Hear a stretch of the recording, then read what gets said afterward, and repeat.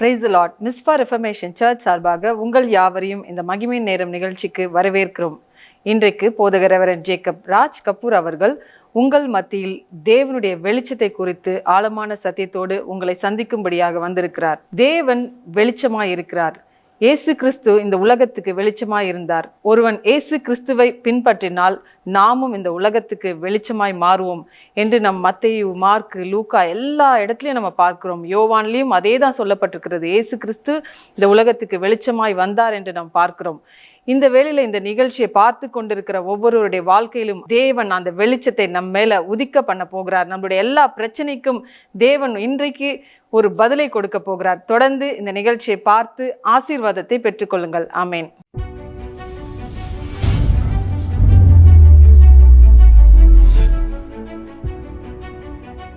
Price Lord. இந்த வேளையில் உங்களை மகிமை நேரத்துக்குள்ளாக வரவேற்கிறோம்.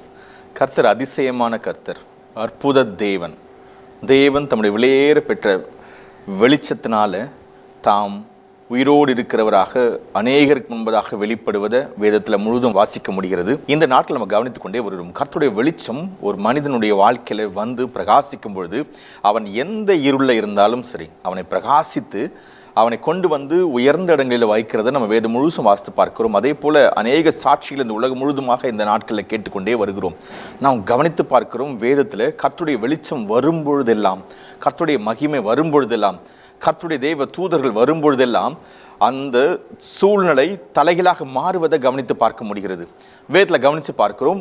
அப்போஸ்தலர்ல 9ஆம் அதிகாரத்தில் பவுல் என்று அழைக்கப்படும்படியாக தேவன் தெரிந்து கொள்ளப்பட்ட அந்த மனுஷனை சவுலா இருக்கும் பொழுது ஒரு வெளிச்சம் வந்து அவனை சந்தித்ததை அப்போஸ்தலர் 9ஆம் அதிகாரம் 3ஆம் வசனத்தில் பார்க்க முடிகிறது. சடுதியாக அவனுக்கு முன்பதாக ஒரு வெளிச்சம் வந்து அவனுக்கு முன்பதாக உதிக்க தொடங்கினது. அந்த வெளிச்சத்தை பார்த்த உடனே அவன் கண்கள் இருள் அடைந்தவனாக கீழே விழுந்தான். அந்த வெளிச்சம் அவன் இடத்துல பேசுவதை அங்கே கவனித்து பார்க்கிறோம்.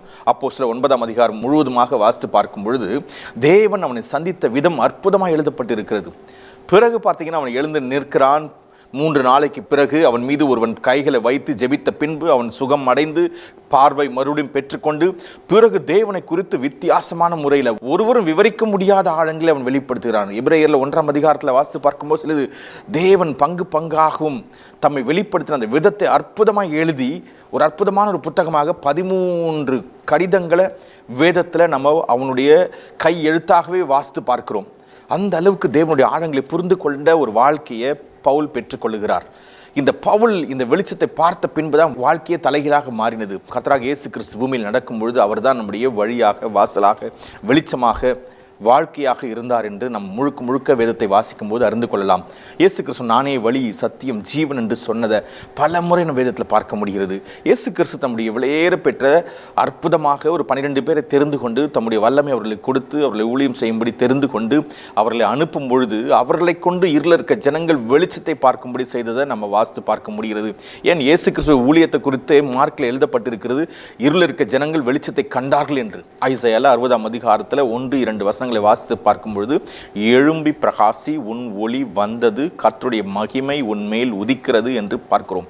இந்த வசனம் ஒவ்வொரு முறையும் நான் வாசிக்கும் பொழுதுலாம் ஒரு மிகப்பெரிய ஒரு ஆச்சரியத்தை எனக்கு கொடுக்கிறது. ஏனென்றால் ஒரு சாதாரண இருளில் இருக்கிற நம்மை தம்முடைய விலையேற பெற்ற வெளிச்சத்தினால தம்முடைய மகிமையினால் நிறைக்கும் போது நம்முடைய வாழ்க்கையை வேறு விதமாய் தேவன் வெளிப்படுத்துகிறார்.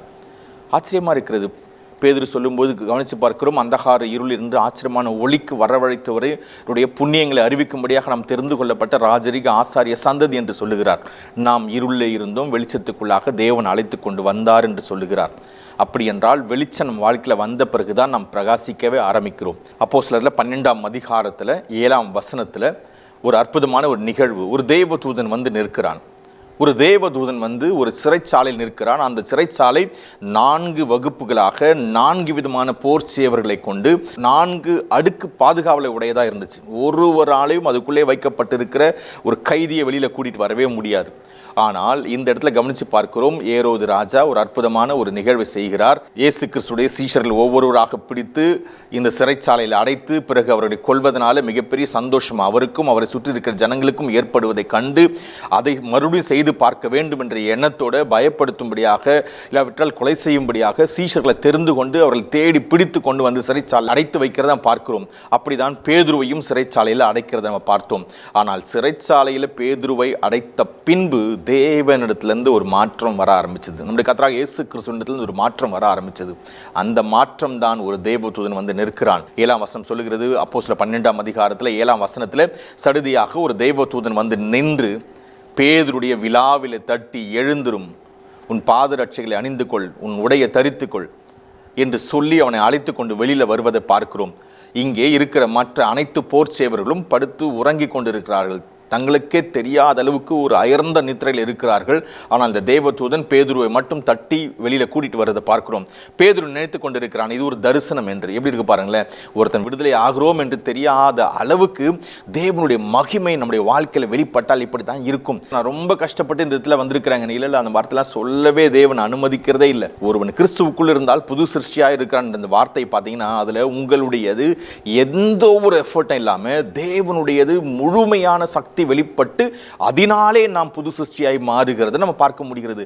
அதுதான் ஆச்சரியமா இருக்கிறது. நான் தாங்க எல்லாமே செஞ்சேன், நான் தாங்க தேவனை தெரிந்து கொண்டேன், ஆண்டவர் நான் பிடிச்சுக்கணும், இப்படிலாம் சொல்லவே ஒரு வாய்ப்பே தராத அளவுக்கு தேவனுடைய வல்லமை அந்த அளவுக்கு ஆச்சரியமான முறையில் நம்முடைய வாழ்க்கையில் வெளிப்பட முடியும் என்று வேதம் பல இடங்களில் சொல்லுகிறது. இங்கே பேதுருடைய வாழ்க்கையில் அப்படி தான் சொல்லப்பட்டிருக்கிறது. அங்கே போடப்பட்டிருக்கிற 4 அடுக்கு காவலை இதை தேவதூதன் தட்டி வெளியில் கூட்டிகிட்டு வரும்போது ஒருத்தருக்கும் தெரியல. அங்கே சொல்லப்பட்டிருக்கிற ஒரு பெரிய இரும்பு கதவு பூட்டப்பட்டு இருந்துச்சு. அந்த பூட்டப்பட்டிருக்கிற இரும்பு கதவு கூட திறக்கப்படுகிறது, ஒரு மனிதனுடைய உதவி இல்லாமல். இவன் கையிலே மிகப்பெரிய சங்கிலிகள் போடப்பட்டிருந்தது. இந்த தேவதூதன் தட்டி இவனை வா என்று சொல்லும் போதே சங்கிலிகள் தானாக கலண்டி கீழே விழுவதை பார்க்க முடிகிறது. எப்படி இது போன்ற அதிசய சக்திகள் புதிய ஏற்பாட்டில் அப்போஸ்தலர் புத்தகத்தில் 12ஆம் அதிகாரத்தில் 7 முதல் வாசித்து பார்க்கிறோம். எப்படி இது நடக்க முடியும்? இதுதான் சூப்பர் நேச்சுரல் திங்ஸ், இதுதான் சூப்பர் நேச்சுரல் மினிஸ்ட்ரி, இதுதான் இயற்கைக்கு அப்பாற்பட்ட தேவனுடைய வெளிப்பாடுகள், தேவனுடைய வெளிச்சத்தினால் ஏற்படக்கூடிய நிகழ்வுகள். நம்முடைய வாழ்க்கையில் தேவனை தியானிக்கிற, தேவனுடைய ஆவிக்குள்ள நாம் விட்டு கொடுக்கிற அந்த இடத்துல இந்த பரிசை நம்ம பெற்றுக்கொள்கிறோம், இந்த வாழ்க்கையை நம்ம பெற்றுக்கொள்கிறோம், இந்த தொடக்கத்தை நம்ம பெற்றுக்கொள்கிறோம். இப்படி நாம் தியானிக்க வேண்டும் புதிய ஏற்பாட்டில் புதிய இந்த விலையேற பெற்ற மகத்துவத்தை. வேதம் ரொம்ப தெளிவாக சொல்லுகிறது. எரேமியால 31ஆம் அதிகாரத்தில் 31ஆம் வசனத்தில் சொல்லப்பட்டிருக்கிறது, இதோ நாட்கள் வரும் என்று கர்த்தர் சொல்லுகிறார், அப்பொழுது இஸ்ரவேல் குடும்பத்தாரோடும் யூதா குடும்பத்தோடும் ஒரு புது உடன்படிக்கை பண்ணுவேன்னு சொல்றார். அந்த உடன்படிக்கை ஆச்சரியமான ஒரு உடன்படிக்கை. அந்த உடன்படிக்கை ரொம்ப ரொம்ப ஆச்சரியமான ஒரு உடன்படிக்கை. ஏனென்றால் அங்கே மைண்ட் அண்ட் ஹார்ட் அதை பற்றி சொல்றார். நான் அவர்களுடைய இருதயத்தில் எழுதி, ஆச்சரியமாக சொல்கிறேன், நான் அவங்களை இருதயத்துக்குள்ளே கொண்டு போய் ஒன்றை வைக்க போகிறேன், அதனாலே அவங்க இயங்க போகிறாங்க. முழு மனதோடு இயங்க வேண்டும் என்பதுதான் தேவன் நமக்குள்ளே எதிர்பார்த்த ஒரு எதிர்பார்ப்பு. அவருடைய பிரமாணங்களையும் கட்டளைகளையும் வெளியிலே ஒரு கற்பலகையில் கொடுத்தார். அதை பார்த்த, அதை பெற்றுக்கொண்ட அந்த ஜனங்கள் அதை பெற்றுக்கொண்ட பிறகு நடந்த விதத்தை பார்க்கும்போது அவருக்குள்ளே ஒரு மாற்றத்தை நாம் கவனிக்க முடிகிறது. எரேமியா தீர்க்கதரிசி மூலமா அந்த வெளிப்பாடுகளை வெளிப்படுத்துகிறார். எரேமியா 31ஆம் அதிகாரம் 31ஆம் வசனம் சொல்லப்பட்டது போல ஒரு புது உடன்படிக்கை நான் பண்ண போகிறேன். அந்த உடன்படிக்கை எப்படி இருக்க போகுது என்றால், அதுதான் ஆச்சரியமா இருக்கிறது. அந்த நாட்களுக்கு பிற்பாடு நான் இஸ்ரவேல் குடும்பத்தாரோடு பண்ண போகிற உடன்படிக்கையாவது, நான் என்னுடைய நியாய பிரமாணத்தை அவர்கள் உள்ளத்திலே வைத்து அதை அவர்கள் இருதயத்தில் எழுதி, நான் அவர்கள் தேவனாய் இருப்பேன், அவர்கள் என் ஜனமாய் இருப்பார்கள் என்று கர்த்தர் சொல்லுகிறார். இதுதான் 33ஆம் வசனத்தில் 31ஆம் அதிகாரத்தில் எரேமியால பார்க்கிறோம். அப்படி என்றால் நம்முடைய இருதயத்திலும் நம்முடைய வாழ்க்கையிலும் தேவன் தானாகவே உள்ளே வந்து ஒரு விஷயத்தை வைத்து அதன் பிரகாரமாக நாம் இயங்குவதை பார்க்க முடிகிறது. இது ஆச்சரியமா இருக்கு. பழைய ஏற்பாட்டில் இருக்க ஜனங்கள் அவர்களிடத்தில் கொடுத்த அந்த கட்டளையை பல முறை மேற்கொள்ளவே முடியவில்லை, கை கொள்ளவும் முடியவில்லை. பல முறை அவர்கள் அதை விட்டு அதை மறந்து தானாகவே செயல்பட்டதுனால தேவனுடைய கோபத்துக்குள்ளாகவும் தேவனுடைய வழியை விட்டு தூரமாய் போனதையும் நம்ம பார்க்க முடிகிறது. ஆனால் புதிய ஏற்பாடு என்கிற கர்த்தராகிய இயேசு கிறிஸ்துவின் ரத்தத்தினாலே மீட்கப்பட்ட ஜனங்களுடைய வாழ்க்கையில் அவர் கொடுத்த அந்த வழியில் அவருடைய வார்த்தையை தியானிக்கிற அந்த மக்களுக்கு அவர் கொடுத்திருக்கிற அற்புதமான ஒன்று, நமக்குள்ளவே வந்து தேவன் தங்கி, நமக்குள்ளவே வந்து கிறிஸ்து தங்கி நம்மை வழி நடத்துவதை பார்க்க முடிகிறது. அதனால் தான் அங்கே எழுதப்பட்டிருக்கிறது, நான் அவர்கள் தேவனாய் இருப்பேன், அவர்களின் ஜனமாய் இருப்பார்கள். வெளிப்படுத்தல் புத்தகத்தில் 21ஆம் அதிகாரத்தில் 3ஆம் வசனம் சொல்லப்பட்டிருக்கிறது, நம்முடைய சரீரத்துக்குள்ளே தேவனுடைய வாசஸ்தலம் இருக்கிறது என்று சொல்லப்பட்டிருக்கிறது. இந்த வாசஸ்தலத்துக்குள்ளே தேவன் வந்து தங்கும்படி மிகவும் பிரியப்பட்டதுனால அவரே நமக்குள்ளே அது வந்து ஸ்தாபிக்கிறாராம். அதற்கு தான் இயேசு கிறிஸ்துவினுடைய விலையேற பெற்ற ரத்தத்தை நமக்காக சிந்தி நம்ம மீட்டெடுத்திருக்கிறார் என்று சொல்லப்பட்டிருக்கிறது. எப்பேற்பட்ட ஒரு வாழ்க்கை பாருங்க. இந்த வாழ்க்கையில் கிடைக்கிற பரிசு என்ன என்று பார்க்கும் பொழுது பேதுருடைய வாழ்க்கையில் பார்க்கிறோம், இயற்கைக்கு அப்பாற்பட்டது சர்வசாதாரணமாக செயல்படுகிறது. தேவதூதன் வந்து தட்டி அவனை எழுப்பி கூட்டிட்டு வரான். இவன் தூங்கிட்டு இருக்கிறான். மிக முக்கியமான அப்போஸ்தலனாக பேதுரு அங்கே வெளிப்படுகிறார் புதிய ஏற்பாட்டு சபையில், அப்போஸ்தலர் சபையில். அந்த சபையில் இருக்கிற தலைவரை ஒரு தேவ தூதன் அழகாக தட்டி வெளியில் கூட்டிகிட்டு வரார். கையில் இருக்க சங்கிலி தானா கீழே விடுகிறது, வெளியில் இருக்கிற இரும்பு டோஸ் தானாவே அவருக்கு கதவு திறந்து வழி விடுகிறது. கிட்டத்தட்ட 4 வகுப்பு காவலை தாண்டி வெளியில் விடக்கூடிய அளவுக்கு தேவதூதன் கிரியை செய்து கொண்டிருக்கிறான். இவனோ தன்னை மெய் மறந்து தேவதூதனை பின்பற்றி வந்து கொண்டிருக்கிறான். ஆச்சரியமா இருக்கு பாருங்க. நமக்கே தெரியாம நம்முடைய அற்புதங்களை தேவனுடைய ஆவி செய்ய காத்து கொண்டிருக்கிறது. நம்முடைய உத்தரவே இல்லாமல், நம்முடைய பெர்மிஷனே இல்லாமல் நமக்கு வேண்டியதை நம்ம இடத்துல கொடுக்கக்கூடியது பரிசுத்த ஆவியானவராலே நமக்கு கட்டவிழ்க்கப்பட்டிருக்கிறது என்று அப்போஸ்தலர் புத்தகத்தில் நாம் வாசிக்க முடிகிறது. நமக்கு வேண்டியதை விட, நாம் எண்ணுவதை விட மிகவும் அதிகமாய் அவருடைய வல்லமையின்படி செய்யும்படியாகவே தேவன் இப்பேற்பட்ட ஒரு மிகப்பெரிய ஏஞ்சலிக் ரெலமே, ஒரு தேவ தூதருடைய ஒரு மண்டலத்தை நமக்கு என்று கட்டவிழ்த்திருக்கிறத புதிய ஏற்பாட்டில் பார்க்க முடிகிறது. இல்லைங்க, இது பேதுருடைய வாழ்க்கையில் தான் நடந்துச்சு. ஒருவேளை நீங்க அப்படி யோசிக்கலாம். இல்லை, கொர்நேலியு ஜெபித்து கொண்டிருக்கும் போதே ஒரு தரிசனத்தில் வந்து நின்றது போலவே ஒரு தேவதூதன் வந்து நின்று பேச ஆரம்பிக்கிறார். ஆச்சரியமா இருக்கு பாருங்க. அதுவும் நீங்க பார்க்குறீங்க 10ஆம் அதிகாரம் 3ஆம் வசனத்தில் அப்போஸ்தலர் புத்தகத்தில் எழுதப்பட்டிருக்கிறது. அந்த தேவதூதன் பேச, அந்த தேவனுடைய பேச்சை கேட்டு 2 பேரை அனுப்பி பேதுருவை வரவழைக்கிறார். பேதுரு வந்து கொர்நேலியு வீட்டுக்கும் அவருடைய சொந்தங்களுக்கும் வேண்டிய எல்லாவற்றையும் சொல்லக்கூடிய வார்த்தையை பேதுருடைய நாவலை வைத்திருக்கிறார். இப்ப கவனிச்சு பார்க்கிறோம். எரேமியாவில் 31ஆம் அதிகாரம் 31 சொல்லப்பட்டது போல ஒரு உடன்படிக்கை நான் இந்த ஜனத்தோடு ஏற்படுத்துவேன், அது அவருடைய எண்ணங்களிலும் இருதயங்களிலும் வைக்கப்பட்டிருக்கும், அவர்கள் தானாக செயல்படுவார்கள் என்று. இது என்னவென்று தெரியாது இருக்கிற ஒரு சூழ்நிலையில கொர்நேலியு இருக்கிறார். இதை வெளிப்படுத்துகிற ஒரு இடத்துல பேதுரு இருக்கிறார். எப்படி பாருங்க, பேதுருவை தேவன் தெரிந்து கொண்டு தம்முடைய விலையேற பெற்ற அதிகாரத்தை கொடுத்தது மட்டுமன்றி தாம் வந்த வழி, நோக்கம், ராஜ்யம் எல்லாவற்றையும் குறித்து பேதுருக்கு அற்புதமாய் கற்றுக் கொடுக்கிறார். அவர் கவனித்து வேற பார்த்திருக்கிறார். அதனால அதை விவரிக்கக்கூடிய சக்தியை, பரிசாவியை பெற்றதுனால இப்பொழுது அவர் தனக்குள்ளே வைத்துக் கொண்டிருக்கிறார். அதை விவரிக்கும்படியாக கொர்நேலியு வீட்டுக்கு போகிறார். எப்படி இருக்கு பாருங்க கேட்பதற்கு. இது அப்போஸ்தலர் புத்தகம் 10ஆம் அதிகாரம் கிட்டத்தட்ட பார்த்தீங்கன்னா 10:34 42 49 வசனம் வரைக்கும் வாசித்து பார்க்கும்போது தெரிகிறது. பேதுரு பேசும்போது பரிசுத்த ஆவியானவர் இறங்கி வருகிறாராம். பேதுரு இயேசு கிறிஸ்துவினுடைய வித்தியாசமான பரிமாணத்தை சொல்லுகிறார். இயேசு கிறிஸ்து யார் என்பதும், நசரேயனாக இயேசு கிறிஸ்துவை தேவன் பரிசுத்த ஆவியினால் வல்லமையினால் அபிஷேகம் பண்ணியிருந்தார். தேவன் அவரோடு கூட இருந்தபடியினால் இவர் நன்மை செய்கிறவராயும் பிசாசின் பிடியில் அகப்பட்ட யாவரும் குணமாக்குறவராய் சுற்றித்திருந்தார் என்ற இந்த வார்த்தையை சொல்லும் போதே கேட்ட யாவர் மேலும் பரிசுத்த ஆவியானவர் இறங்கினார் என்று சொல்லப்பட்டிருக்கிறது. இதான் அப்போஸ்தலர் 10:38 42 49 சொல்லப்பட்டிருக்கிற வசனங்கள். ஆச்சரியமா இருக்கிறது. அப்பேற்பட்ட வார்த்தை இருதயத்திலே வைக்கப்பட்டிருக்கிறது பேதுருவுக்கு. பரிசுத்த ஆவியானவர் இதை அவருக்குள்ளே வந்து இந்த செயல்களை செய்யும்படியாக உள்ள தங்கி கொண்டிருக்கிறத வாசித்து பார்க்க முடிகிறது. மறுபடியும் 9ஆம் அதிகாரத்திலே பார்க்கும்போது சவுல் என்கிற ஒருவன் இந்த கிறிஸ்தவத்தை அழிக்க வேண்டும் என்று பிரயாணப்பட்டு போகிறான். போகிற இடத்துல இவனுக்கு விரோதமாக ஒரு வெளிச்சம் வந்து விழுந்து இவனுடைய கண் பார்வை மங்க பண்ணது மட்டும் இல்லாமல் இருளடைய வைத்து 3 நாள் இரவும் பகலும் கண்கள் தெரியாதவருக்கு அவன் தேவனுக்கு உண்டாக காத்து கொண்டிருக்கிறான். அந்த நேரத்தில் அவன் தலைகள் மீது கைகளை வைக்கும்படியாக அங்கு அனனியா என்னும் பேர் கொண்ட ஒரு சீஷன் வந்து நிற்பதை பார்க்க முடியுது. 9ஆம் அதிகாரம் 13 15 17 வசனத்தில். அப்படி பார்க்கும்போது அந்த அதிசய கரம் மேலே வைக்கப்படும் போது இவன் சுகமாகிறதையும் கண்கள் தானாக தெரிகிறதும், அது பிறகு பரிசுத்த ஆவியானவருக்குள்ளே வந்து வாசம் செய்கிறதும் புரிந்து கொள்ள முடிகிறது. சவுல் என்று அழைக்கப்பட்ட இந்த பவுலாகி மாறின பவுல். அது ஆச்சரியமா இருக்கு. பிறகு எழுதுகிறார் அவர் ஆவியின் வரங்களை குறித்து, ஆவியின் கனிகளை குறித்து, ஆவியானவருடைய செய்கையை குறித்து, தேவனுடைய திட்டங்களை குறித்து, தேவனுடைய வெளிப்பாடுகளை குறித்து பல புத்தகங்களை எழுத நம்ம பார்க்க முடிகிறது. இதுதான் வெளிச்சத்தினுடைய வேலை, இதுதான் தேவனுடைய மகிமையினுடைய வேலை, இதுதான் தேவனுடைய செயல். அந்நாட்களிலே செய்ய போகிற உடன்படிக்கையினுடைய செயல் இதுதான். நாம் இந்த நாட்களிலே அவருடைய உடன்படிக்கையினுடைய பிள்ளைகளாக இருக்கிறோம். நம் மீது வைக்கப்பட்டிருக்கிற அவருடைய விலையேறப்பெற்ற வெளிச்சம் சாதாரண ஒரு வெளிச்சமே அல்ல.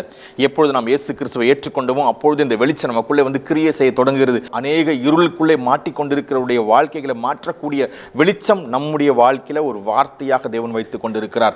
அவரை தியானிக்க தியானிக்க தியானிக்க இந்த வெளிச்சம் நமக்குள்ளே பெருக ஆரம்பிக்கிறது. நாம் வாசித்து பார்க்கிறோம். யாத்ராகமத்தில் மோசே அந்த கற்பலைகளை கொண்டு கீழே இறங்கி வரும் பொழுது அவன் முகம் பிரகாசம் அடைந்திருந்ததும் அந்த முகத்தை பார்க்க ஒருவராலும் முடியாத அளவுக்கு பயந்திருந்தார்களாம். அவனிடத்துல கெஞ்சி கேட்டார்களாம், அவன் தலையை முக்காடு போட்டு மூடிக்கொண்டால் மட்டுமே நாங்கள் அவர் சொல்லுவதை கேட்க முடியும், அவர் முகத்தை எங்களால் பார்க்க முடியவில்லை என்று மோசேவுக்கு தேவனுடைய சமூகத்திலே நின்ற 40 நாள் இரவும் பகலும் தேவனுக்கு முன்பதாக நின்று தேவனுடைய வார்த்தையை பெற்ற இந்த மனுஷனுக்கு இப்படி ஒரு அதிசய நிகழ்வு அவன் முகத்தில் ஏற்பட்டுச்சாம். புதிய ஏற்பாட்டில் சொல்லுகிறது, நீங்களே உலகத்துக்கு ஒளியாக இருக்கிறீர்கள் என்று யோவானில் சொல்லுகிறார். நாம் உலகத்துக்கு ஒளியாக இருக்கிறோம் என்றால், உலகத்துக்கு நாம் வெளிச்சமாக இருக்கிறோம் என்றால், நமக்குள்ளே இந்த வெளிச்சம் இப்பொழுது தங்கி கொண்டிருக்கிறது. இந்த முகத்தை பார்க்க ஒரே ஒரு இருளின் அதிகாரத்துக்கும் இடமில்லை. அதனால தான் நம்ம பிசாசை நம்ம போய் பார்க்கும்பொழுது, நம்ம பேசும்பொழுது பிசாசு பயப்பட காரணம் அதுதான். நமக்குள்ளே இருக்கிற இந்த வெளிச்சத்தை நம்ம இன்க்ரீஸ் பண்ணா, நமக்குள்ளே தேவனுடைய ஆழங்களை புரிந்து கொண்டு அவருடைய மகத்துவங்களை நம்ம தியானிக்க ஆரம்பித்தா, நமக்குள்ளே இருக்கிற அந்த வெளிச்சம் பெருக ஆரம்பிக்கிறது. இந்த வெளிச்சத்தை கண்டு அநேகர் வருவார்களாம். சொல்லப்பட்டிருக்கு, உன்னிடத்தில் உதிக்கிற உன் வெளிச்சத்தை கண்டு ராஜாக்களும் ராஜாத்திகளும் உன்னை தேடி வருவார்கள் சொல்லப்பட்டிருக்கிறது. ஏனென்றால் அப்பேற்பட்ட ஒரு ஆலோசனை பெறும்படியாக, அப்பேற்பட்ட அவங்களுடைய வாழ்க்கைக்கு வேண்டிய பதிலை நம்மிடத்தில் பெற்றுக்கொள்ளும்படியாக நம்மை நோக்கி ஜனங்கள் வருவார்களாம். இதுதான் சாலமோனுக்கு நடந்தது. சாலமோனிடத்தில் இருந்த அந்த ஞானத்தை பார்க்கும்படி பல ராஜ்யத்தின் ராஜாக்கள் வந்தார்கள், ஒரு ராஜாத்தியும் வந்தார்கள் என்று சொல்லப்பட்டிருக்கிறது. அதுதான் வேதத்தில் எழுதப்பட்டிருக்கிறது. நமக்குள்ளே உதிக்கிற இந்த வெளிச்சத்தை பார்க்கும்படி அநேகர் புற ஜாதியார் ஓடி வருவார்களாம். ஏனென்றால் தேவனுடைய வெளிச்சம் அது, நமக்குள்ளே தங்கி இருக்கிற தேவனுடைய வெளிச்சம் அது, நமக்குள்ளே வாசம் செய்கிற தேவனுடைய இயல்பு அது, தேவனுடைய குணம் அது, தேவனுடைய குணாதிசயம் அது. ஆனால் நாம் இடம் கொடுக்க வேண்டும். நாம் இடம் கொடுத்து தேவனுடைய ஆவிக்குள்ளாக நம்மை நாமே விட்டு கொடுத்து ஆவியினால் நிரப்பப்படும்படி நம்முடைய வாழ்க்கையை நம்ம தேவனிடத்தில் கொடுக்க வேண்டும். அதனால் சொல்லுகிறார், ஒருவன் என்னிலும் நான் அவனில் நிலைத்திருந்தால் மிகுந்த கனிகளை கொடுப்பான் என்று, என்னை எல்லாமல் உங்களால் ஒன்றும் செய்ய இயலாது என்று தெளிவாய் சொல்லிக் கொண்டிருக்கிறார். யோவான்ல 15ஆம் அதிகாரத்தை சொல்கிறார், நீங்கள் என்னை தெரிந்து கொள்ளவில்லை, நான் உங்களை தெரிந்து கொண்டேன். ஏனென்றால் எனக்கு நண்பனாக இருக்கும்படியாக உங்களை நான் தெரிந்து கொண்டிருக்கிறேன். உங்களுக்காக என் ஜீவனை கொடுக்க நான் தயாராக இருக்கேன். எனக்காக உங்களை ஜீவனை கொடுக்கும்படியாக ஒரு நண்பனாக இருக்க தயாரா என்று கேட்கிறார். சாதாரண ஒரு பேச்சே அல்ல இதெல்லாம் யோவான்ல 15ஆம் அதிகாரத்தில் எழுதப்பட்டிருக்கிற அற்புதமான கர்த்தருடைய வார்த்தைகள்.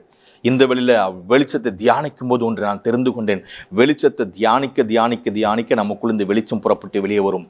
இங்கே சொல்லப்பட்டிருக்கிறது, அப்போஸ்தலர் 5ஆம் அதிகாரம் 6ஆம் அதிகாரத்தில் பேதுருவும் யோவானும் அவரோடு கூட இருந்த அப்போஸ்தலரும் எப்பொழுதும் ஜெபத்திலும் தேவனுடைய வார்த்தையிலும் தரித்தே இருந்தார்களாம். அதனாலே வெளிச்சம் இப்பொழுது இவர்களுக்குள்ளே வந்து வாசம் செய்வது சாதாரண இயல்பாய் மாறிவிட்டது. இந்த வெளிச்சத்தோடு கூடிய இந்த மண்டலம், இந்த லைட்குள்ள ஒரு ரெலம் இருக்கு பாருங்க, அந்த ரெலம் அவங்களுக்கு ஓப்பன் ஆயிடுச்சு. அதனால அங்கே தங்கி இருக்கிற தேவ தூதர்கள், அந்த ரெலம்ல வாசம் செய்கிற தேவ தூதர்கள் அவர்களுக்கு வெளிப்பட ஆரம்பிச்சாங்க. அதனாலதான் எந்த சூழ்நிலை இருந்தாலும் வெளிச்சத்துக்குள்ளே இருக்கிறவர்களுக்கு தேவ தூதர்கள் வந்து நிற்பார்கள். தேவனிடத்திலிருந்து வரக்கூடிய சர்வசேனை வந்து இறங்கி நிற்க ஆரம்பிக்கும். ஏனென்றால் தேவனுடைய ஒரு பெயர் வந்து பாத்தீங்கன்னா சேனைகளின் கர்த்தர், லார்ட் ஆஃப் ஹோஸ்ட். அந்த சேனைகளின் கர்த்தருடைய வெளிச்சம் எங்கே இருக்கிறதோ அங்கு அவருடைய சேனையும் நின்று கொண்டிருக்கும் நமக்கு உதவியாக.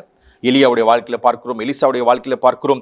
ஒருமுறை எலிசாவுடைய வாழ்க்கையில பார்க்கும்போது அவனுடைய வேலைக்காரனாக கேயாசி வந்து சொல்கிறான், ஐயோ ஆண்டவனே நாம் சாக போகிறோம் என்று சொல்லுகிறார். 2 ராஜாக்கள் 6ஆம் அதிகாரத்தில் அற்புதமாக எழுதப்பட்டிருக்க அந்த வசனத்தை வாசித்து பார்க்கும்போது தெரிகிறது, எலிசா சாதாரணமா வந்து வெளியில பார்த்து சொல்லுகிறார், இவர்களோடு இருக்கிறவர்களை காட்டிலும் அதிகமானவர்கள் நம்மோடு இருக்கிறார்கள். இந்த மலை முழுவதுமாக பார்த்தீங்கன்னா தேவனுடைய சர்வசேனை வைக்கப்பட்டிருக்கிறத எலிசாவுக்கு தெளிவாக தெரிகிறது. அவனுடைய வேலைக்காரனாக கேயாசிக்கு தெரியவில்லை. உடனே ஒரு ஜெபத்தை ஜெபிக்கிறார். 6ஆம் அதிகாரம் 16ஆம் வசனத்தில் வாசித்து பார்க்கிறோம். அங்கே ஒரு ஜெபத்தை ஜெபிக்கிறார். அந்த ஜெபத்தில் அவன் கண்கள் திறக்கப்படுகிறது. அந்த கண்கள் திறந்தவன் பார்க்கும்போது மலை முழுவதும் தேவனுடைய சர்வசேனை காத்து கொண்டிருக்கிறதை பார்க்க முடிகிறது. எப்படி ஒரு பார்வை பாருங்க, எலிசாவுக்கு ஜெபிக்கிறவனுக்கு எப்படி இருக்கிறது பாருங்க. தேவனுடைய வெளியேற பெற்ற சர்வசேனை காத்து கொண்டிருக்கிறது, உதவிக்காக, பாதுகாவலுக்காக. அதனால் சொல்லப்பட்டிருக்கிற, நீங்கள் நினைக்கிறதற்கும் எண்ணுகிறதற்கும் மிகவும் அதிகமாய் உங்களுக்குள்ளே கிரியை செய்யும்படி, உங்களை சுற்றி கிரியை செய்யும்படி அவருடைய வல்லமை நமக்கு என்று காத்து கொண்டிருக்கிறது என்று எபேசியர்ல 3ஆம் அதிகாரம் 19, 20ஆம் வசனம் சொல்லுகிறது. நாம் நினைப்பதோடு அதிகமாக செய்யும்படியாக தேவனுடைய சர்வசேனை நமக்கு என்று காத்து கொண்டிருக்கிறார். அதனால்தான் பவுல் சொல்லுகிறார் 3ஆம் அதிகாரம் 17, 5ஆம் அதிகாரம் 18, நீங்கள் உள்ளான மனுஷனை வல்லமையாய் பலப்பட வேண்டும் என்று. நீங்கள் பலப்படுகிற அந்த பலன் தான் உங்களுக்கு இந்த விலையேற பெற்ற தேவனுடைய சர்வசேனை உங்களுக்கு என்று கட்டவிழ்க்கிறது. இதை வைத்துக் கொண்டு இதனாலே நாம் இந்த வாழ்க்கையில பல இடங்களில் ஜெயிக்க முடியும். நம்ம கவனிச்சு பார்க்கிறோம், வேதம் ரொம்ப தெளிவா சொல்லுகிறது. 2 கொரிந்தியர்ல 4ஆம் அதிகாரத்துல 18ஆம் வசனம் சொல்லுகிறது, காணப்படுகிறவைகள் அநித்தியமானவைகள், காணப்படாதவைகளோ நித்தியமானவைகள். எப்படி பாருங்க, ஒரு அன்சீன் ரெலம்ல நமக்கு வேண்டியது எல்லாம் வைக்கப்பட்டு இருக்கிறது. ஜெபிக்கிறவனுக்கு அன்சீன் ரெலத்துல இருந்து எல்லாமே வர ஆரம்பிக்கிறது. நமக்கு எல்லாம் வேண்டியது எல்லாவற்றுமே தேவன் தம்முடைய சர்வசேனையோடு கூடிய அவருடைய மண்டலத்தில் வைத்திருக்கிறார். நாம் ஜெபிக்கும் போது இவை ஒவ்வொன்றாக கட்டவிழ்க்கப்படுகிறது. இதுதான் எலியா புரிந்து கொண்டார், இதுதான் எலிசா புரிந்து கொண்டார், இதுதான் கேயாசிக்கு அவர் கற்றுக் கொடுக்கிறார். இங்கே பார்க்கிறோம் புதிய ஏற்பாட்டில் பேதுருவும் இதன் அடிப்படையில் இது என்னவென்று தெரிகிறதோ தெரியவில்லை. ஆனால் அவர் சிறைச்சாலையில் அடைக்கப்பட்டு அங்கு உறங்கி கொண்டிருக்கிறார். ஆனால் அவரையே ஒரு தேவதூதன் தட்டி வெளியில கூட்டிக் கொண்டு வருகிறான். ஏனென்றால் தேவனிடத்தில் இருக்கிற சர்வ சேனையிலிருந்து தேவனுடைய வெளியேற பெற்ற மகிமை இறங்கி வந்து அவருக்கு பதில் கொடுக்கிறதாய் நம்ம பார்க்க முடிகிறது. ஆச்சரியமா இருக்கிறது பாருங்க. இன்றைக்கு நீங்க எந்த சூழ்நிலையில நீங்க இருந்தாலும் சரி, நாம் பார்க்கிறோம் கர்த்தருடைய மகிமையும் வெளிச்சமும் நமக்குள்ளே வரும் பொழுது இயற்கைக்கு அப்பாற்பட்ட ஒன்று நமக்கு உதவியாக வந்து நிற்கிறத வேதம் முழுசும் வாசித்து பார்க்க முடிகிறது. நாம் ஜெபிக்கும் பொழுதெல்லாம் இந்த இயற்கைக்கு அப்பாற்பட்ட ஒன்று, இயற்கைக்கு அப்பாற்பட்ட சக்தி நமக்கு வெளிப்படுகிறது. கர்த்தருடைய வெளியேற பெற்ற வல்லமை நமக்குள்ளே வந்து தங்கியிருக்கிறபடினாலே நம் தேவனை அதிகமாக தியானிக்கிறதுனால அவருடைய வல்லமை நமக்குள்ளிருந்து புறப்பட்டு வெளியில வந்து தேவன் உயிர் உள்ளவராகவே காண்பிக்கிறது. நம்ம யோசித்து பார்க்கிறோம், ஒவ்வொரு முறையும் நம்ம ஜெபிக்கும் போதெல்லாம் கர்த்தர் நமக்கு இயற்கைக்கு அப்பாற்பட்ட முறையில் உதவிக்கு வருகிறார், உதவி செய்கிறார். நம்முடைய சூழ்நிலை எதுவாக இருந்தால் தலைகளாய் மாறுகிறது. இந்த நாளில் நீங்கள் ஜெபிக்கும் போது அப்படிதான் உங்களுக்கு நடக்க இருக்கிறது. வேதம் ரொம்ப தெளிவாக சொல்லுகிறது, ஜெபிக்கிற யாராக இருந்தாலும் கர்த்தருடைய மகிமை வெளிப்படுத்த முடியும், கர்த்தருடைய வல்லம் வெளிப்பட காத்து கொண்டிருக்கிறது. அதனால சொல்லப்பட்டிருக்கு, விசுவாசிக்கிறவர்கள் அடக்கும் அடையாளங்கள் என்று சொல்லப்பட்டிருக்கிறது. நாம் நினைக்கிறத விட எண்ணுகிறத விட மிகவும் அதிகமாக செய்யக்கூடியது நமக்குள்ளே தேவன் உள்ளே கொண்டு வந்து வைத்திருக்கிறார். வேதம் ரொம்ப தெளிவாக சொல்லுகிறது. யோவான்ல 2ஆம் அதிகாரம் 27ஆம் வசனம், நீங்கள் அவரால் பெற்ற அபிஷேகம் உங்களில் நிலைத்திருக்கிறது, ஒருவரும் உங்களுக்கு போதிக்க வேண்டியதில்லை, அந்த அபிஷேகம் சகலத்தையும் உங்களுக்கு போதிக்கிறது என்று. போதிக்கிறது என்றால் உள்ளுக்குள்ள எல்லாவற்றையும் வைத்திருக்கிறது. அபிஷேகம் நமக்குள்ள எல்லாவற்றையும் வைத்திருக்கிறது. கர்த்தருடைய பிரசன்னம் நமக்குள்ள எல்லாவற்றையும் உள்ளே வைத்திருக்கிறது. ஜெபிக்கிறவனுக்குள்ள தேவனுடைய மகிமை வல்லமை உள்ளே இருக்கிறது. அவன் ஜெபிக்கிறபடினாலே அவனிலிருந்து தேவனுடைய வல்லமை புறப்பட்டு வெளியில வரும் என்று நாம் வாசிக்கிறோம். வாசித்து பார்க்கிறோம், சவுல் என்ற ஒருவன் பவுலாய் மாறின பின்பு, தேவனுடைய அபிஷேகத்தை பெற்றுக்கொண்ட பின்பு, தேவனுடைய பரிசுத்த ஆவியான உள்ளே வந்து தங்கின பின்பு அவர் செய்கிற செயல் ஆச்சரியமா இருக்குது. 19ஆம் அதிகாரம் 11ஆம் வசனத்துல அப்போஸ்தலர் புத்தகத்துல வாசித்து பார்க்கும்போது, பவுலுடைய கைகளாலே தேவன் பலத்த அற்புதங்களை செய்தார் என்று வாசித்து பார்க்கிறோம். பவுலின் கைகளாலே தேவன் விசேஷித்த அற்புதங்களை செய்திருந்தார். அவனுடைய சரீரத்திலிருந்து உருமால்களையும் கச்சைகளையும் கொண்டு வந்து வியாதியஸ்தர் மேல் போட, வியாதிகள் அவர்களை விட்டு நீங்கின, பொல்லாத ஆவிகளும் அவர்களை விட்டு புறப்பட்டு போயின என்று வாசித்து பார்க்கிறோம். அந்த அளவுக்கு கர்த்தருடைய பிரசன்னம் ஒரு மனிதனுக்குள்ளே வந்தால் அவன் சரீரத்து மீது வைக்கப்படுகிற ஒவ்வொரு பொருளுக்கும் அந்த வல்லமை உண்டாகிறது. அந்த மேலே உடுத்திருந்த உடைகளை எடுத்து யார் மேலே போட்டாலும் அற்புதம் சுகம் நடக்கும் என்றால், நமக்குள்ளே தங்கியிருக்கிற தேவனாலே நம்முடைய வாழ்க்கையில எவ்வளவு விஷயத்தை நம்ம சாதிக்க முடியும், எவ்வளவு காரியங்கள் நம்மை கொண்டு தேவன் செய்து முடிக்க முடியும், எவ்வளவு விஷயங்களை நாமே நமக்கு வேண்டியதை எல்லாவற்றையுமே அவருடைய நாமத்தினாலே நாம் கட்டவிழ்க்க முடியும். ஜெபத்தினாலே எல்லாமே கூடும், தேவனாலே எல்லாமே ஆகும் என்று சொல்ல காரணம் அதுதான். நாம் ஜெபிக்கும் போது இவை நமக்கு உண்டாக இருக்கிறது. நாம் அப்படிதான் ஜெபிக்க போகிறோம். நாம் வாசித்து பார்க்கும்போது இயேசு கிறிஸ்துவோட இருந்த எல்லா சீஷர்களும் அதே செய்தார்கள். இயேசு கிறிஸ்துவுக்கு பிறகு சீஷர்களாலே ரட்சிக்கப்பட்டவர்கள் மறுபடியும் அதே செயல் அவர்களும் செய்தார்கள். உலகம் எங்கும் இதுதான் இன்று வரை செய்து கொண்டே வருகிறார்கள். ஏனென்றால் இயேசு கிறிஸ்துவின் நாமத்தினாலே இது நடக்கிறது. இயேசு கிறிஸ்து யாருக்குள்ளெல்லாம் தங்கி இருக்கிறாரோ அவர்கள் பேசுகிற, அவர்கள் சொல்லுகிற அந்த வார்த்தையிலிருந்து அவருடைய வல்லமை புறப்பட்டு வெளியில வந்து வேண்டிய அற்புதத்தையும் சுகத்தையும் அடையாளத்தையும் செய்கிறது. அதனால தான் இயேசு கிறிஸ்து நமக்குள்ளே வந்து தங்கி நமக்குள்ளே வாழும்படி நாம் அவரை நமக்குள்ளே வரவேற்க வேண்டும். நாம் அவருடைய நாமத்தினால் ரட்சிக்கப்படும் பொழுது அவர் உள்ளே வந்து தங்குகிறார். கிருபையினாலே அவர் வந்து தங்குகிற பொழுது நாம் நினைக்கிறத விட எண்ணுகிறத விட அதிகமான காரியங்களை செய்யக்கூடிய சக்தி நமக்கு உண்டாகிறது. அதனால தான் ஜெபத்தில் தரித்திருக்கிறவர்கள் அற்புதத்தையும் அதிசயத்தையும் செய்ய முடியும். நாம் எந்த இருளில் இருந்தாலும் சரி, ஜெபிக்கும் போது வெளிச்சம் உண்டாக ஆரம்பிக்கிறது. இந்நாளில் நம்ம அப்படி ஜெபிக்கலாமா? அப்படி கர்த்தருடைய பிரசன்னத்தை வரவேற்கலாமா? நம்முடைய வாழ்க்கை தலைகளாய் மாற்றும்படி கர்த்தருடைய வல்லமை நமக்குள்ளிருந்து புறப்பட்டு வெளியில போகும்படி அவருடைய வேதத்தையும் அவருடைய ஜெபத்தில் நம்மை நாமே ஊற்றி நம்மை நாமே அவருக்கு முன்பதாக பணிந்து அவரை தியானிக்கும்படியாக நம்ம விட்டு கொடுக்கும் பொழுதெல்லாம் இந்த அற்புதம் நமக்கு நடக்க ஆரம்பிக்கிறது. நம்ம அப்படி செய்யலாமா? இந்த நாளில் நீங்கள் எந்த சூழ்நிலையாக இருந்தாலும் நம்ம அப்படி ஜெபிக்க போகிறோம். அந்தகார இருளே நீங்கள் இருந்தாலும் சரி, ஆச்சரியமான ஒளிக்குள்ளே கொண்டு வந்து நிறுத்தக்கூடிய அவருடைய சக்தியை நம்ம வெளிப்படுத்த போகிறோம். ஜெபத்தினால அவருடைய நாமத்தினால் ஜெபிக்கும் போது இவை நமக்கு உண்டாக போகிறது. இதுதான் வேதம் முழுசும் ஒவ்வொருத்தரை கொண்டு நாம் பார்க்கிறோம். மோசே அப்படிதான் செய்தார், தாவீதும் அப்படிதான் செய்தார். இயேசு கிறிஸ்து அவர் இருக்கும்பொழுது பிசாசால ஒன்றுமே செய்ய முடியல. அவருடைய சீஷர்களுக்கும் அதே வல்லமை கொடுத்தார். இன்று நமக்கும் அதே வல்லமை கொடுத்திருக்கிறார். நாம் ஜெபிக்க போகிறோம். ஜெபத்தினாலே இவைகளை நம்ம பெற்றுக்கொள்ள போகிறோம். காணப்படாதிருக்கிற அந்த உலகத்தில் இருக்கிற அந்த மிகப்பெரிய சக்தியை ஜெபம் என்கிற ஒரு அற்புதமான ஒன்றினாலே நாம் நமக்கு வேண்டிய எல்லாவற்றையும் செய்து முடிக்கிற ஒன்றாக மாற்றப் போகிறோம். நாம் ஜெபிக்கலாமா இந்த வழியில்? நன்றி தகப்பனே அப்பா, இந்த வழியில் நம்முடைய வெளியேற பெற்ற தகப்பனே அப்பா, வல்லமை, மகிமை, வெளிச்சம் எங்களிலிருந்து புறப்பட்டு வெளியில் வருவதாக நான் ஜெபிக்கிறேன். இந்த வெளியில் அப்பா இந்த வார்த்தைகளை கேட்கிற இந்த ஜெபத்துக்குள்ளாக தங்களை தகப்பனை விட்டு கொடுத்திருக்கிற ஒவ்வொருத்தருடைய குடும்பத்துக்குள்ளாக உங்கள் வெளிச்சம் வருவதாக, உங்களுடைய மகிமையின் மண்டலம் அப்பா இந்த வெளியில் ரிலீஸ் ஆவதாக, அவங்களுக்கு வேண்டிய எல்லா அற்புதங்கள், அதிசயங்கள், அடையாளங்கள் இப்பொழுதே கட்டவிழ்க்கப்படுவதாக, அந்தகார இருளில் இருக்கிற யாராக இருந்தாலும் ஆச்சரியமான ஒளிக்குள்ள வரும்படியாக வெளிச்சம் உண்டாவதாக என்று நான் பேசுகிறேன். இயேசு கிறிஸ்து நாமத்தினால இப்பொழுதே இந்த வெளிச்சம் இந்த குடும்பங்களுக்குள்ள இறங்கி வருவதாக, அப்பா எங்கள் சூழ்நிலைக்கு மேலே இறங்கி வருவதாக, இந்த மரண படுக்கை மேலே இறங்கி வருவதாக நான் ஜெபிக்கிறேன். வேலையில்லாத தன்மையில தகப்பனே அப்பா இருக்கிற இந்த வெளியில உடைய விலையேற பெற்ற மகிமை இறங்கி வந்ததுனால அற்புதமான வாசல்கள் திறக்கப்படுவதாக, அதிசயமான வாசல்கள் திறக்கப்படுவதாக, அப்பா புது புது புது புது தகப்பனே அப்பா வழிகள், வாசல்கள் அவங்க திறக்கப்படுவதாக ஜெபிக்கிறேன். அப்பா எல்லா விதமான வியாதியின் படுக்கை இயேசு கிறிஸ்து நாமத்தால் இப்பொழுதே சரியாவதாக, எல்லா வியாதி விலகுவதாக, இருளின் அதிகாரங்கள் எல்லாம் விலகுவதாக, உடைய விலையேற பெற்ற மகிமை இறங்கி வந்து அற்புதத்தையும் அதிசயத்தையும் ஒவ்வொருவருக்கும் செய்வதாக ஜெபிக்கிறேன். தகப்பனே உமக்கு நன்றி சொல்கிறோம். இந்த வார்த்தையில தகப்பனே அப்பா தங்களை விட்டு கொடுத்த ஒவ்வொரு மேலும் உடைய விலையேற பெற்ற வல்லமின் கரம் அவர்கள் தொடுவதாக நான் ஜெபிக்கிறேன். இந்த நாள் முதற்கொண்டு இவர்கள் ஒரு அற்புதமாக, ஒரு அதிசயமாக, ஒரு அடையாளமாக அநேகருக்கு முன்பதாக தெரியும்படி உங்களுடைய விலையேற பெற்ற வெளிச்சம் அவர்களுக்குள்ளே பிரவேசிப்பதாக நான் ஜெபிக்கிறேன். இயேசு கிறிஸ்து நாமத்தில் ஜெபிக்கிறேன் நல்ல பிதாவே, ஆமென். Glory be to God. ஒரு ஆழமான வார்த்தைகள், தேவனுடைய வார்த்தையானது இரு கருக்குள்ள பட்டயமாக இருக்கிறதாம். எல்லாவற்றிலும் கடந்து செல்கின்ற வார்த்தைகள்.